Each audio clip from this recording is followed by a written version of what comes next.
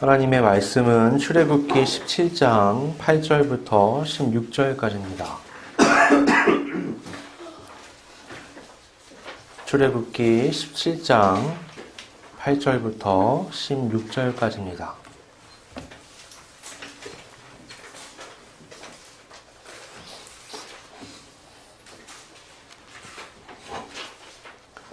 봉독하겠습니다. 그때 아말렉이 와서 이스라엘과 르비딤에서 싸우니라.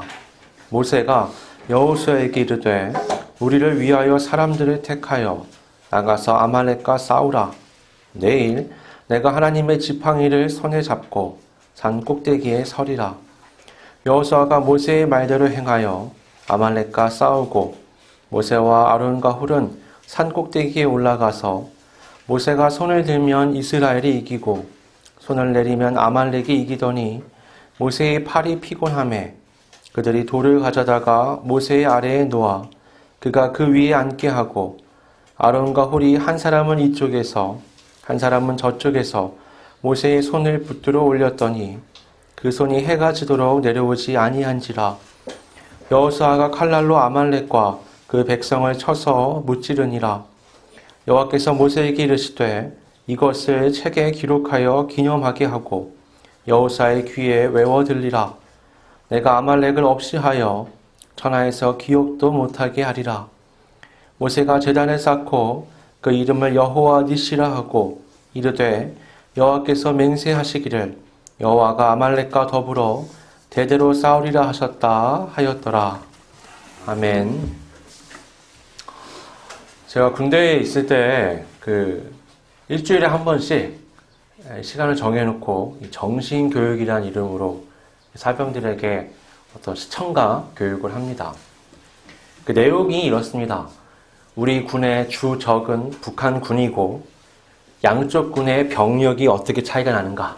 육군, 해군, 공군, 재래식 무기부터 최첨단 무기까지 그래프를 그려가면서 비교를 쫙 합니다. 그리고 역사적으로 북한군이 어떤 도발을 했었고 우리가 어떻게 대응을 했었고 어떤 결과들이 있었는가 이런 것들을 쫙 교육하죠. 그리고 마지막에는 항상 현역 군인으로서 어떤 정신 자세를 가져야 하는지를 굉장히 강조해서 풀어넣습니다. 이런 교육을요 매주 합니다. 매주 몇 시간씩 하는데 특별한 일이 없으면 반드시 이 교육을 했었습니다. 이 교육이 마냥 싫진 않았어요. 똑같은 거 반복하는 거긴 한데 여름이나 겨울에는 이렇게 춥고 더울 때 밖에서 일 안 하고 그 실내에서 이렇게 편안하게 있을 수 있는 잠깐의 시간이었기 때문에 좋았습니다. 그렇다고 해서 이 시간에 존다? 그럼 정말 큰일 나요. 그래서 정신을 바짝 차리고 있어야 되는데 그러다 보니까 이 교육을 잘 받게 되는 거죠. 이런 류의 교육을 하는 데는 이유가 있습니다. 여러분 모든 군대는요 주적이 있습니다. 우리나라처럼 이 휴전 중인 이 아주 특별한 상황에서는 북한군이 당연히 주적이 됩니다.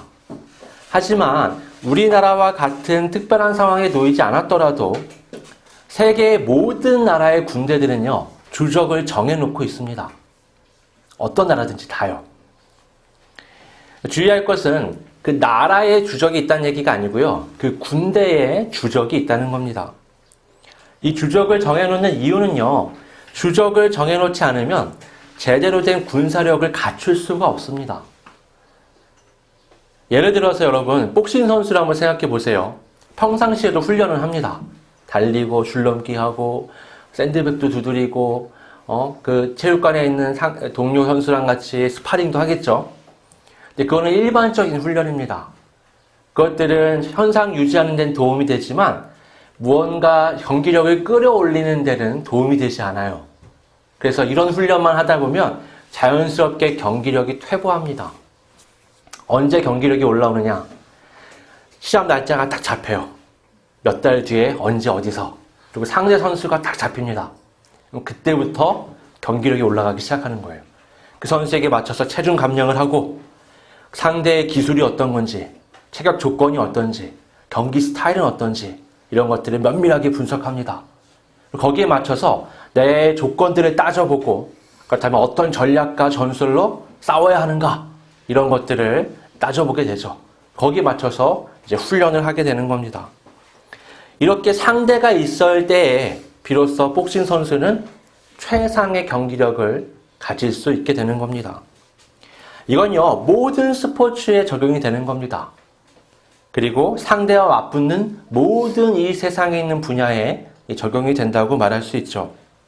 군대 역시 주적을 정해놓음으로써 이 응집력 있는 군사력을 갖출 수가 있습니다. 우리나라 군대의 이 모든 무기, 전략, 전술은 이 북한군과의 전투에 알맞게 꾸려져 있습니다. 이 한반도의 지형 안에서 북한군을 상대로 저들이 갖고 있는 무기와 전략을 고려해서 우리가 어떻게 효과적으로 대응할 수 있을지를 고려해서 모든 걸 다 짜놓는 거죠. 그 일환 중에 하나로 사병들에게 끊임없이 정신교육을 시키는 겁니다. 여러분 생각해 보십시오. 모든 무기를 갖췄는데 사령관부터 모든 지휘 계통에 있는 사람들이 다 바른 정신을 갖고 있는데 사병들은 북한군에 대해서 주적에 대한 인식이 부족하다.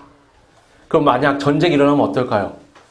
그들은 우리를 주적으로 알고 막 쳐들어오는데 우리 사병들은 머뭇머뭇하다가 기회들을 놓쳐버릴 수 있는 상황이 벌어지는 겁니다. 그래서 사병들에게 끊임없이 이 주입식 교육을 시키는 거죠. 여러분 그리스도인들은요 성경을 보면 군사로 표현될 때가 많습니다. 그 얘기는 우리의 사령관이 계시고 우리의 주적이 있다는 얘기입니다. 우리의 삶, 우리 인생 전체가 어떤 영적 전쟁터로 많이 비유가 됩니다. 그래서 우리는 그리스도의 깃발을 들고 나아가는 군대로서 표현이 되는데 보통 군대와 차이가 있다면 우리는 이미 승리가 보장된 전쟁에 참여하고 있다는 겁니다. 예수 그리스도께서 이미 십자가의 대속으로 죄와 사망의 권세를 깨뜨리셨기 때문에 우리는 이 전쟁에서 패할 이유가 사실 전혀 없습니다. 어떤 의미에서 이 전쟁은 매우 뻔한 전쟁이라고 말할 수도 있는 겁니다. 하지만 그럼에도 불구하고 그리스도인들의 삶을 잘 살펴보면 이 전쟁에서 매우 헤매는 걸 보게 됩니다. 왜 이 전쟁에서 우리는 헤맬까요? 사령관도 계시고 벌써 이긴 전쟁이라고 우리가 알고 있는데도 불구하고 우리는 좌충우돌하면서 이 영적 전쟁에서 힘들어한단 말입니다. 그건 주적에 대한 인식이 부족하기 때문입니다. 앞서 말씀드렸지만 군인이 주적에 대한 인식이 부족하면 아무리 훌륭하게 모든 걸 갖추고 있어도 그 전쟁에서 승리하기가 어렵습니다. 많은 그리스도인들이요, 우리의 주적을 사단이라고 알고 있습니다. 어떤 의미에서 맞죠. 그런데 그가 무엇을 하는지, 어떤 전술과 도구를 사용하는지 우리가 잘 알지를 못합니다. 심지어는요, 우리의 삶이 영적 전쟁터라는 것도 망각하며 살아갈 때가 많습니다. 그 결과 우리의 삶은 피폐해지고 하나님의 은혜와 평안이 사라지고 갈등과 고통의 삶을 자리하게 되는 거죠. 오늘 말씀은 우리의 주적이 누구인지, 어떤 목적을 가지고 있는지, 어떤 전략을 구사하는지 가르쳐 줍니다. 이것을 알면 우리가 이 주적에게 패배하지 않기 위해서 이미 확정된 승리를 지켜나가며 그 승리가 우리의 삶에 젖어들 수 있도록 어떤 노력을 해야 하는가를 알 수 있게 됩니다. 오늘 본문은요, 그때에 라는 말로 시작이 됩니다. 그때가 언제냐? 여러분, 출애굽 후에 광야에서 생활이 시작된 이 이스라엘 백성들은요, 진행하는 과정 속에서 르비딤이라는 곳에 도착하게 됩니다. 그 전에도 마실 물과 먹을 음식 때문에 불평을 했었는데 여기서도 어김없이 불평을 합니다. 백성들은 마실 물 때문에 모세를 찾아와서 격렬하게 항의를 했는데요. 그들의 태도가 얼마나 안 좋았는지 모세가 하나님께 기도하면서 하나님, 저들이 나를 이제 곧 돌로 쳐서 죽일 것 같습니다 라고 말할 정도입니다. 거의 폭도들처럼 눈에 보였던 거죠. 하나님께서는 모세에게 반석을 하나님의 지팡이로 치게 하시고 거기서 물을 내게 하겠다고 말씀을 하십니다. 모세가 순종했고 거기서 물이 나와서 모두가 그 물을 마셨습니다. 그런데 모세가 그곳 이름을요, 마사 또는 무리바라고 불렀는데 그것은 의심하다, 다투다 이런 의미를 가집니다. 이 명칭들에 대해서 오늘 본문에서는 이스라엘이 하나님을 의심하고 이스라엘이 하나님에 맞서서 다투었다 라고 의미를 부여합니다. 여러분, 그들이 하나님과 모세를 원망하고 의심하던 그때 아말렉이 이스라엘을 쳐들어왔습니다. 오늘 본문의 그때에는 바로 이때를 얘기하는 겁니다. 그들이 하나님을 의심하고 맞서 다투던 바로 그때 아말렉이 쳐들어온 겁니다. 그런데 이 아말렉은요, 아주 비열하게 쳐들어왔습니다. 신명기를 보면요, 이들이 지칠 대로 지친 이스라엘의 그 가장 후미, 거기 여자와 아이들이 있는데 그곳을 공략했다라고 기록되어 있습니다. 아말렉은요, 그러니까 이스라엘이 영적으로, 정신적으로, 육체적으로 가장 힘들고 지쳐 있을 때 그 공동체의 가장 약한 부분을 공격했던 거죠.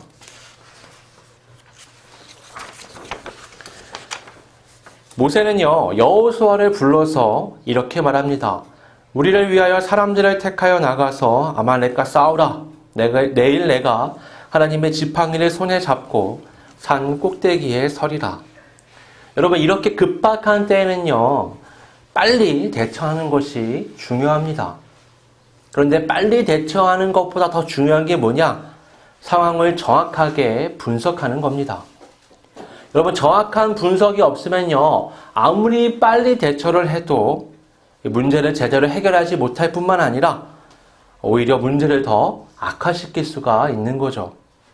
모세는요, 하루의 시간을 두었습니다. 그는 여호수아에게 하루 동안 군대를 조직해서 나가 싸울 준비를 하라고 말하고 자신은 하나님 앞에 산에 오를 준비를 했습니다. 모세의 분석은요, 이 전쟁이 단순한 무력에 의한 전쟁이 아니라는 겁니다. 이것은 하나님 앞에 기도해야 할 영적 전쟁이라고 판단했던 겁니다. 그렇게 그는 자신이 신뢰하는 여호수아를 선봉에 세우고 자신은 하나님의 지팡이를 들고 산에 올랐습니다. 하루가 지나고 전쟁이 본격적으로 시작됩니다. 그런데 이 전쟁의 흐름이 매우 흥미롭습니다. 지팡이를 든 모세의 팔이 올라가면 이스라엘이 이기고 그 팔이 내려오면 이 아말렉이 이기는 겁니다. 모세의 팔이 피곤해서 자꾸 내려오자 곁에 섰던 아론과 홀이 모세를 돌에 앉히고는 양쪽에서 그의 팔을 들고 하루 종일 서 있었습니다. 그 결과 하루 종일 서 있던 모세의 팔 때문에 이스라엘은 전쟁에서 승리하게 되죠. 이 전쟁은요, 여러모로 의미가 있습니다. 먼저 이 전쟁은 이스라엘이 출애굽한 후 처음으로 맞서 싸운 전쟁이었습니다. 출애굽 과정에서는요, 한 번도 이스라엘이 나서서 싸운 적이 없습니다. 하나님께서 다 알아서 처리를 하셨죠. 10가지 재앙을 내리시고 홍해를 갈랐다가 애국 군대를 수장시키셨습니다. 이 전쟁은 이스라엘이 하나님의 백성으로서 또 자유민으로서 정체성을 가지고 처음으로 맞서 싸운 전쟁이었습니다. 그럼에도 불구하고 이 전쟁은 이스라엘의 능력으로 승리한 전쟁은 아니었습니다. 이 전쟁의 주요 승부처는 오늘 본문에 보면 모세의 팔로 나타나죠. 더 정확하게 보자면 모세가 손에 든 지팡이입니다. 이 지팡이는요, 하나님의 임재를 나타내는 지팡이였습니다. 구절을 보면 모세가 이 지팡이를 가리켜 하나님의 지팡이라고 부릅니다. 이 지팡이를 통해서 놀라운 하나님의 능력이 계속해서 나타났었습니다. 애굽에 10가지 재앙이 내려졌고 홍해가 갈라졌고 반석에서 물이 솟았습니다. 이 지팡이가 특별한 능력이 있어서가 아니고요. 또는 이 지팡이를 든 모세가 특별한 능력이 있어서도 아닙니다. 그 지팡이를 표적으로 삼으신 하나님께서 역사하셨기 때문에 그 같은 놀라운 일들이 일어났던 겁니다. 그 지팡이를요, 모든 이스라엘 사람들이 익히 알고 있었습니다. 그 지팡이가 들릴 때마다 일어났던 일들을 이스라엘 백성들은 기억하고 있었습니다. 이 아말렉과의 전투에서 모세가 산 꼭대기에 올라 지팡이를 높이 들었을 때 그것을 모든 이스라엘 백성들이 바라볼 수 있었습니다. 나가서 싸우는 사람들도 뒤에 머물면서 그 전쟁을 응원하고 기도하고 있던 사람들도요, 모세가 드는 지팡이를 볼 수 있었습니다. 그리고 그 지팡이가 올라갈 때의 전쟁의 상황과 내려갈 때의 전쟁의 상황을 모두가 다 볼 수 있었던 거죠. 이 전쟁에서 승리한 후에 모세는 그 자리에 단을 쌓고 여호와 니시라고 불렀습니다. 이것은 여호와는 나의 깃발이란 의미를 가집니다. 여러분 7절에 보면요, 이스라엘 백성들이 그 르비딤에서 여호와께서 우리 중에 계신가 안 계신가 의심했었습니다. 아니 하나님이 우리와 함께 하시는 거 맞아? 아니 근데 왜 물이 없어? 근데 왜 먹을 게 없어? 근데 왜 이 광야를 지나가야 돼? 하나님 나와 함께 하시는 게 맞아? 라고 의심하던 이스라엘 백성들이죠. 여호와 니시, 여호와는 나의 깃발이라는 말은요, 하나님께서 그들과 함께 하신다는 가장 분명한 신앙의 고백이었습니다. 여러분 옛날에 군대들이 전쟁하는 걸 보면 이 왕이나 그 장군을 상징하는 깃발이 있습니다. 그 나라를 상징하는. 그 깃발이 있으면요, 그 왕이나 장군을 상징하는 깃발이 나타나면 거기에 그 왕과 장군이 살아서 그 자리에 함께 한다는 것을 보여주는 겁니다. 여호와 나의 깃발, 여호와 니시라는 건 하나님이 살아계시고 나와 함께 역사하신다는 것을 신앙으로 고백하는 거죠. 14절에 보면 하나님께서 모세에게 이 전쟁의 내용을 기록해서 후세들에게 기념하게 하라고 말씀하시며 내가 아말렉을 없이하여 천하에서 기억도 못하게 하리라. 그 말씀을 여호수아에게 외우도록 들려주라고 모세에게 말씀하십니다. 왜 하나님은요, 이 전쟁을 기록하라고 하셨고 또 그들을 천하에서 기억도 못하게 하겠다라고 말씀하셨던 걸까요? 이스라엘이 경험했던 그리고 앞으로 경험하게 될 많은 전쟁 중에는요, 이 전쟁 못지않거나 더 중요하게 보이는 전쟁들도 있습니다. 그런데 그 전쟁의 상황들과 비교해 볼 때에 하나님께서는 유독 이스라엘의 대적인 아말렉에 대해서 굉장히 격렬한 반응을 하시는 것처럼 보입니다. 그 이유가 대체 무엇일까요? 아말렉은요, 에서의 손자입니다. 에서가 누구죠? 이스라엘로 개명되었던 그 야곱의 형이죠. 그러니까 에서의 손자를 중심으로 해서, 시작으로 해서 이 아말렉 족속이 생겨난 겁니다. 그래서 어떻게 보면 이 아말렉 족속은 이스라엘의 먼 친척이라고 말할 수가 있습니다. 에서와 야곱은 같은 부모에게서 태어났지만 한 사람은 하나님을 떠났고 한 사람은 믿음으로 거듭났죠. 아말렉은요, 에서가 나타내는 하나님을 떠난 사람을 상징합니다. 16절에 이르되 여호와께서 맹세하시기를 여호와가 아말렉과 더불어 대대로 싸우리라 하셨다 하였더라, 이렇게 말씀합니다. 근데 이 부분이요, 원문 해석을 따라서 조금 다르게도 이게 해석될 수 있습니다. 이 손을 들었다는 표현은요, 다르게 해석하면 이렇게 됩니다. 아말렉이 하나님의 보호자를 향해 손을 들었으므로 하나님께서 아말렉과 더불어 대대로 싸우시리라. 또는 다르게 번역하면 여호와의 깃발을 높이 들자, 여호와께서 아말렉과 대대로 싸우시리라, 이렇게도 번역이 돼요.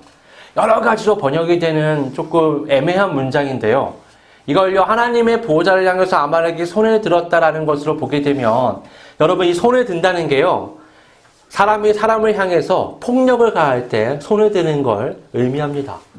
그러니까 이 아말렉은 지금 뭘 하고 있느냐? 하나님의 보호자를 향해서 반역의 손을 들고 있는 겁니다. 단지 이스라엘 백성을 친 게 아니라 그들은 그들과 함께 하시는 하나님을 향해서 손을 든 겁니다. 하나님은 단지 그냥 이스라엘을 괴롭히는 아말렉을 벌하시는 게 아니라 하나님을 향해서 도전하는 아말렉을 대대로 싸우시겠다라고 말씀하시는 겁니다. 여러분, 이건요, 이스라엘 백성들에게 적용될 수 있는 영적인 말씀이라고 할 수 있습니다. 광야에 들어선 이스라엘 백성들은요, 이 육체의 갈급함과 배고픔 때문에 계속해서 불평과 원망을 쏟아냈습니다. 그들은 모세를 향했다고 말할 수 있지만 사실은 모세를 통해서 명령하고 그들을 인도하시는 하나님을 향해서 불평을 쏟아냈죠. 단순히 말로만 불평한 게 아닙니다. 모세가 고백했듯이 그들은 모세를 돌로 쳐서 죽이려고 할 만큼 폭력적인 자세로 하나님을 향해서 하나님을 향해서 불평했던 겁니다. 그 르비딤의 이름을 마사, 무리바라고 지은 것은 우연이 아닙니다. 그러나 그들은 하나님을 의심했고 하나님을 향해서 다툼의 손을 들었던 자들입니다. 바로 그들이 그런 자세를 가졌을 때 아말렉이 쳐들어왔습니다. 이건 단순한 전쟁이 아니라 모든 신앙인들이 싸워야 할 영적인 전쟁입니다. 여러분, 아담과 하와를 한번 떠올려 보십시오. 뱀을 통한 유혹이 아주 실제적인 문제가 되었지만 더 근본적인 문제는 그들이 하나님의 말씀을 잃어버렸다는 겁니다. 하나님이 먹지 말라고 분명히 경고하셨고 반드시 죽을 것이라고 명령하셨던 그것이 하와에게서 굉장히 흐려져 있는 것을 우리가 성경을 통해서 확인할 수 있죠.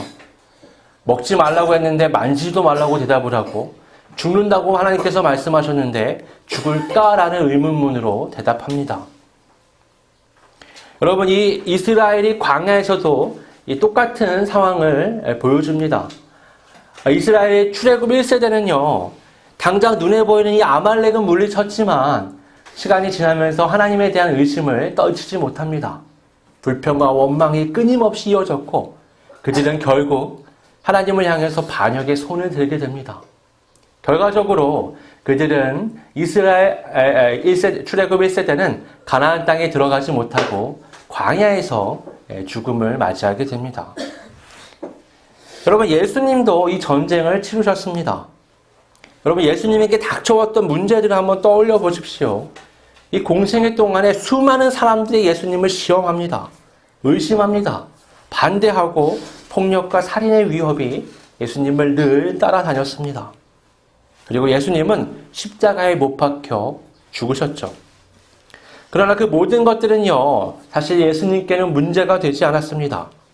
예수님께서 맞서 싸우신 건 사람들이 아니었고 예수님은 처음부터 끝까지 자기 자신과 싸우셨습니다. 여러분, 광야에서 40일 동안 금식하셨을 때에 예수님은 인간적으로 가장 취약한 상태에 계셨습니다. 바로 그때에 사단이 예수님을 노골적으로 시험하죠. 야, 너 그리스도라며? 이 돌로 떡을 만들어서 먹어봐. 야, 너 하나님께서 인정한 그리스도라며? 그러면 한번 떨어져 내려봐. 천사들이 너를 당연히 지켜주지 않겠느냐. 나중엔요, 아예 노골적으로, 야, 너 세상의 왕이라며? 나한테 절해봐. 그럼 내가 이 세상의 모든 걸 다 너에게 줄게. 그 모든 시험들을요, 예수님은 물리치십니다. 근데 흥미로운 건 예수님이 하나님의 말씀으로 그 모든 걸 물리치셨다는 겁니다. 그리고 그 말씀들은요, 이스라엘이 광야에서 실패했을 때 그들에게 주어졌던 하나님의 말씀들이었습니다. 그러니까 하나님의 말씀이 문제가 아니라 그 말씀으로 온전히 살지 못한 이스라엘이 문제였다는 것을 우리가 명확하게 확인할 수 있는 거죠. 여러분, 십자가의 죽음 앞에서도요, 예수님은 자기 자신과 처절하게 싸우십니다. 겟세마네 동산에서 땀방울이 핏방울이 될 때까지 기도하셨던 이유가 뭡니까? 하나님, 나를 도와주세요라고 기도하셨습니까? 아니요. 내 뜻이 있고 내 의지가 있지만 그것을 꺾고 하나님의 뜻에 맞는 삶을 살기 위해서 끊임없이 거기서 기도하셨던 겁니다. 그 기도는 나의 뜻에 하나님을 맞추는 기도가 아니라 하나님의 뜻에 나를 맞추는 기도였습니다. 예수님의 모든 공생애가 그랬습니다. 예수님을 시험하고 공격했던 모든 것들, 십자가의 죽음까지도 이 예수님의 전쟁에서 예수님을 무너뜨리지 못했습니다. 그 비참한 십자가의 자리에서도요, 예수님은 하나님을 끝까지 신뢰하셨고 사람들을 사랑하셨습니다. 예수님은 처음부터 끝까지 이 영적인 아말렉에게 기회를 제공하지 않으셨습니다.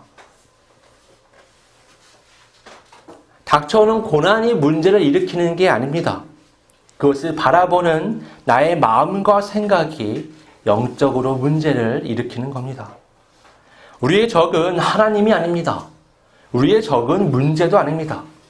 우리의 적은 이 삶의 고난을 심각한 문제로 만들고 하나님을 향해 불평과 원망을 쏟아나게 만드는 나 자신입니다. 하나님의 말씀에 우리의 마음과 생각을 고정하지 않으면 우리는 영적 아말렉에게 자꾸 전쟁의 기회를 제공하게 될 것입니다. 예수 그리스도의 십자가에 우리의 시선을 고정해야 합니다. 그렇지 않으면 불시에 우리는 이 전쟁을 치르게 될 겁니다. 항상 말씀으로 자신을 살피고 십자가를 의지하며 믿음의 길을 온전히 걸어가는 우리 모두가 될 수 있기를 주님의 이름으로 축원합니다. 우리 이 시간 함께 말씀을 생각하면서 통성으로 기도하겠습니다. 아버지 하나님, 우리 안에 수많은 불평과 원망, 하나님을 향한 신뢰의 마음을 잃어버리고 좌충우돌하게 만드는 불신앙이 문득문득 떠오르며 우리의 삶을 전쟁으로 몰아가는 것을 목격합니다.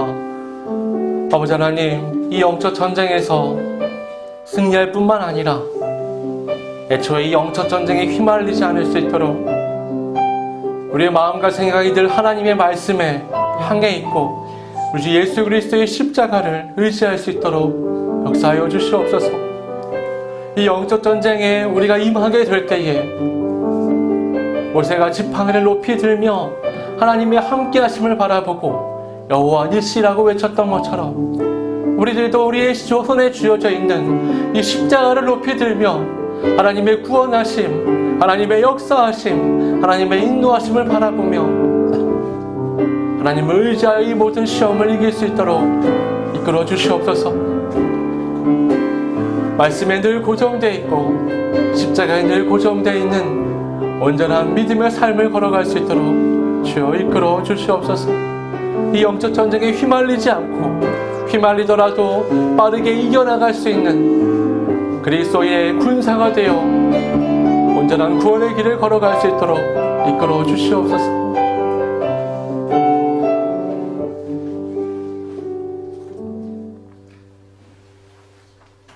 아버지 하나님, 많은 이들이 하나님의 말씀을 의심하여 하나님의 함께 하심을 의심하여 영적 아말렉과 극심한 전투를 겪게 되는 걸 우리는 보았고 또 스스로도 경험을 했습니다. 하나님의 말씀에 늘 우리의 생각과 마음을 고정시키고 애초에 이 영적 전쟁이 일어나지 않도록 믿음으로 온전한 삶을 걸어갈 수 있도록 인도하여 주시옵소서. 그러나 혹여나 우리가 흔들리며 이 영적 전쟁을 겪을 때에 우리가 빠르게 생각과 감정을 수습하며 우리의 영혼이 우리 주 예수 그리스도의 십자가를 바라보며 하나님의 능력을 힘입어 빠르게 승리하여 제 자리에 다시 돌아올 수 있도록 성령께서 이끌어 주시옵소서. 거룩하신 예수님의 이름으로 기도드립니다. 아멘.